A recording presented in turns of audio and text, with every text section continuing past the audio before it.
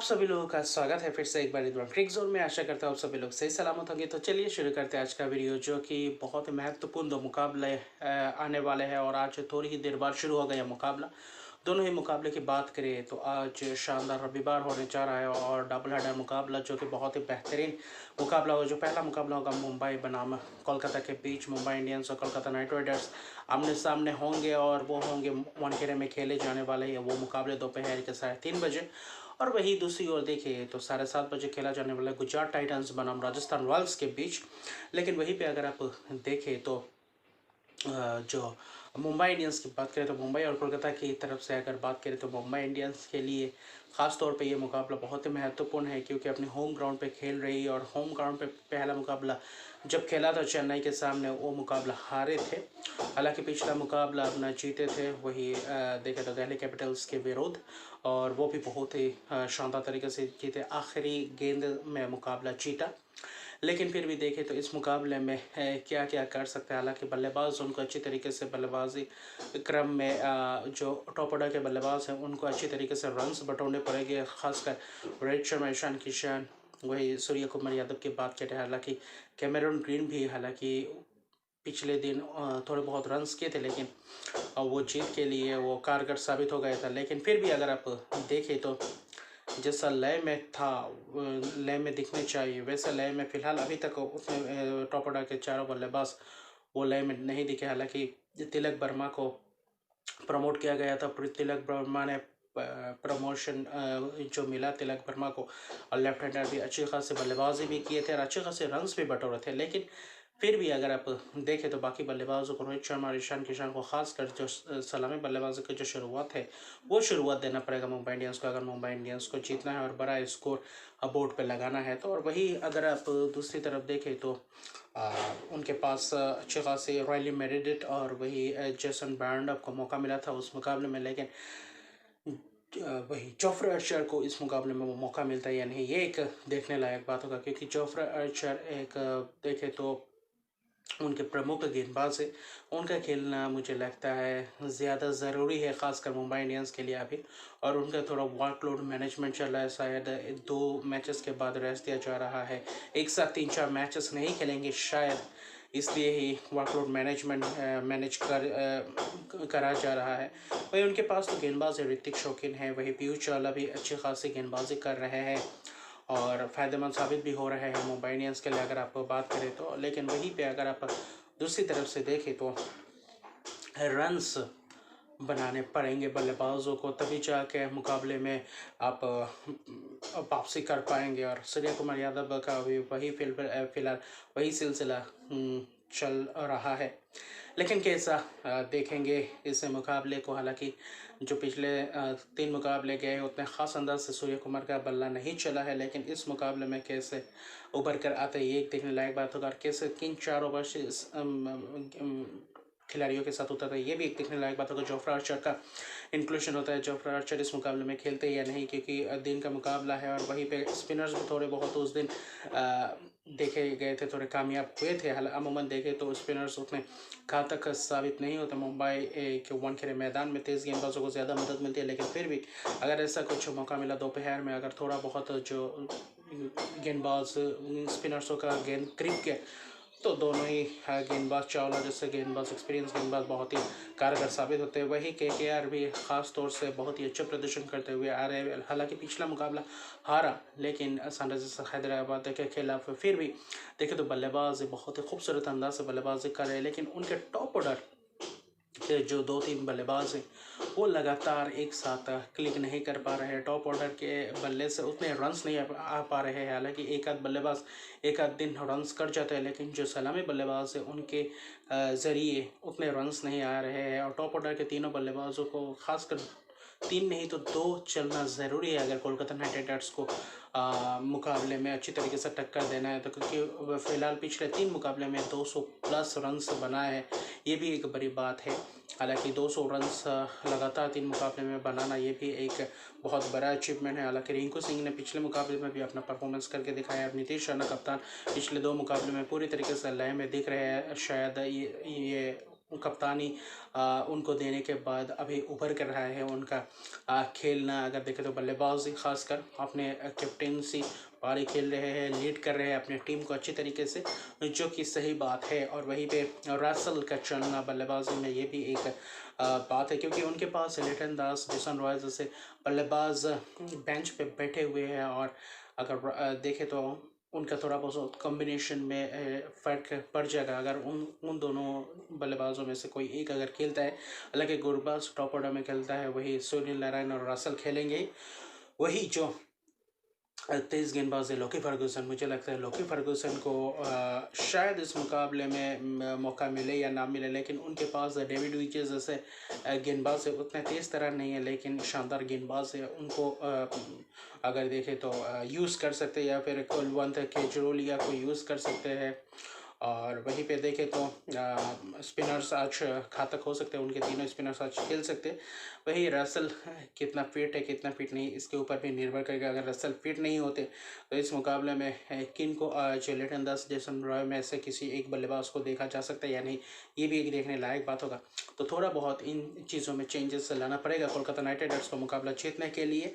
और हालांकि अच्छे लय तो पकड़ ली है कोलकाता नाइट राइडर्स ने। हालांकि पिछला मुकाबला भले ही हारा है, लेकिन जो लय पकड़ा है उस मोमेंटम को किस तरह से वो यूज़ करते हैं, यूटिलाइज़ करते हैं। मुंबई के सामने वानखेड़े में खेलना ये भी एक बहुत बड़ी बात है। हालांकि मैदान थोड़ा बहुत छोटा है और तेज़ गेंदबाजों के लिए मदद होगा, लेकिन वहीं पे कोलकाता नाइट राइडर्स का जैसे ताबड़तोड़ अंदाज वाले बल्लेबाज है, उनके लिए और भी ज़्यादा कारगर साबित होगा। अगर आप देखें तो बल्ले पे गेंद आती है और वो जो अच्छी फॉर्म में है कोलकाता नाइट राइडर्स, उसको बरकरार रख पाते हैं बल्लेबाज, ये एक देखने लायक बात है। वही मुंबई इंडियंस के बल्लेबाजों को वापसी करनी पड़ेगी, क्योंकि अभी चौथा मैच आज खेलेंगे, तो कैसे वापसी करते हैं इस मुकाबले में, ये एक बड़ी बात है। और वही दोपहर का मुकाबला भी है और गर्मी भी रहेगी, तो कैसे यूटिलाइज़ करते हैं टॉस, कौन जीता है और क्या फैसला लेता है, ये भी एक देखने लायक बात होगा। लेकिन वही दूसरे मुकाबले की तरफ अगर आप रुख करें तो गुजरात टाइटंस और राजस्थान रॉयल्स के बीच जो कि एक शानदार मुकाबला होने वाला है। दोनों ही टीम पूरे ज़बरदस्त फॉर्म में लग रहे हैं और पूरे लय में दिख रहे हैं।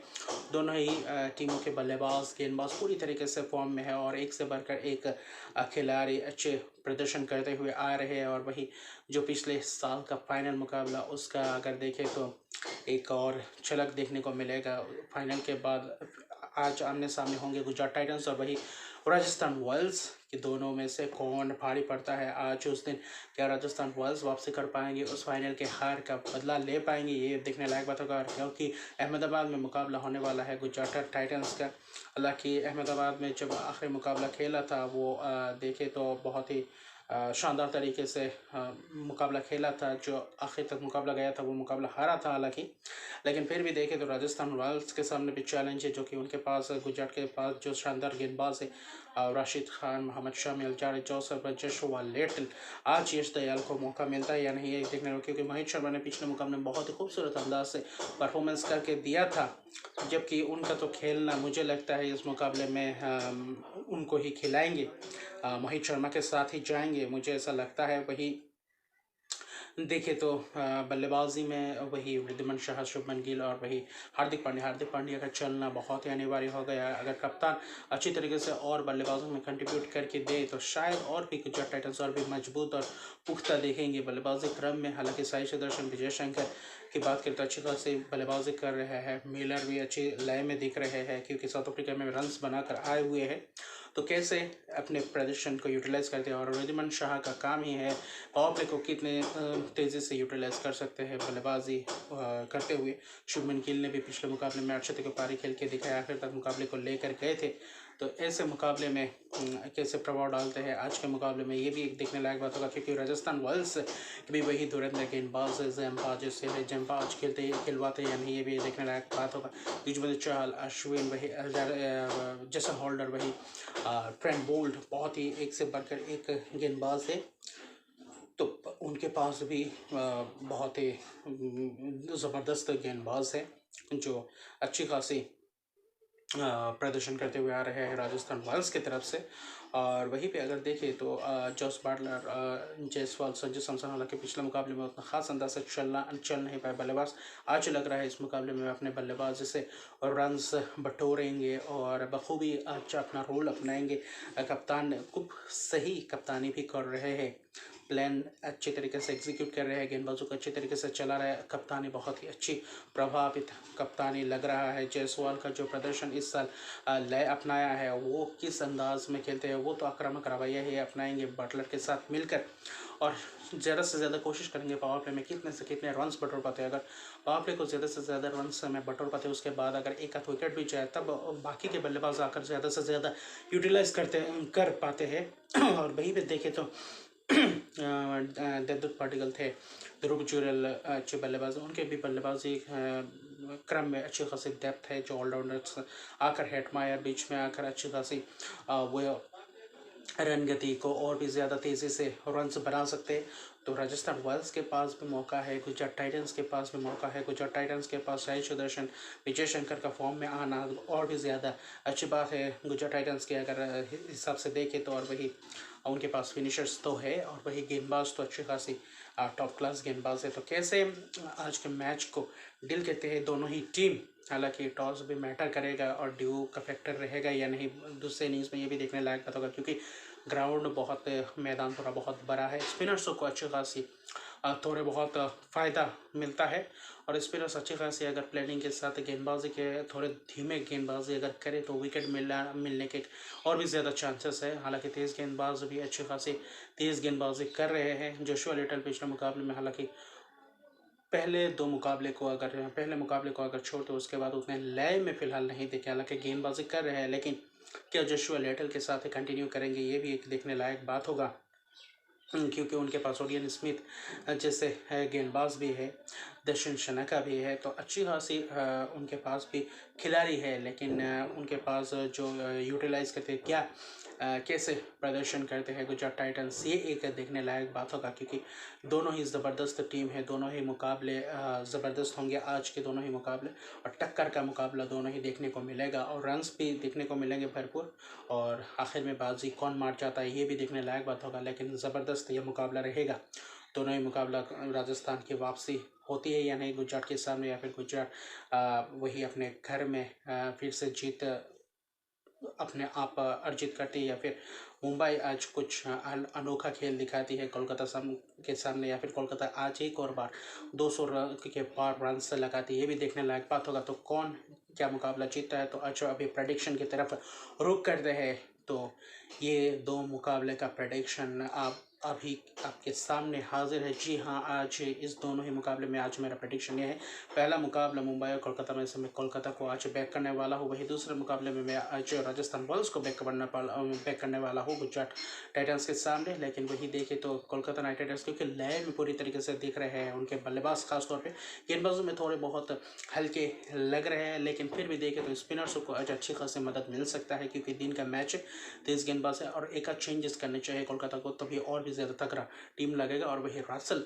के बिना अच्छे खासे परफॉर्मेंस कर रहे हैं, जो एक अच्छी पॉजिटिव बात है कोलकाता नाइट राइडर्स के लिए। और आज मुझे लग रहा है मुंबई इंडियंस के सामने भारी पड़ जाएंगे कोलकाता नाइट राइडर्स, और मुंबई इंडियंस का वापसी कर पाती है अपने बल्लेबाज खासतौर पे, वो देखने लायक बात होगा किस तरीके से आज रवैया अपनाते हैं। वही गुजरात टाइटंस के सामने उनके घर पर हराना बहुत ही मुश्किल है, क्योंकि गुजरात टाइटंस के पास अच्छे खासी गेंदबाजी है, परफॉर्मेंस भी अच्छी खासी कर रहे हैं बल्लेबाज। लेकिन जो ताबड़तोड़ अंदाज बोले तो टॉप ऑर्डर के 3 बल्लेबाज है राजस्थान रॉयल्स के, अगर वो चल गए तीनों के तीनों तो बहुत ही मुश्किल हो जाएगा गुजरात टाइटंस को। हालांकि गेंदबाजी बहुत ही पुख्ता है राजस्थान रॉयल्स के पास भी, लेकिन ज़्यादा मैं आज एडवांटेज देना चाहूँगा राजस्थान रॉयल्स, क्योंकि बहुत ही उमदा अंधाधुन परफॉर्मेंस करते हुए आ रहे हैं। तो ये रहा मेरा आज प्रेडिक्शन, ये रहा आज मेरा प्रीव्यू का वीडियो। तो अभी के लिए इतना ही। अगर अभी तक मेरे चैनल को सब्सक्राइब नहीं किया तो मेरे चैनल को सब्सक्राइब कर दीजिए, लाइक शेयर कमेंट जरूर कीजिए। तब तक के लिए गुड बाय।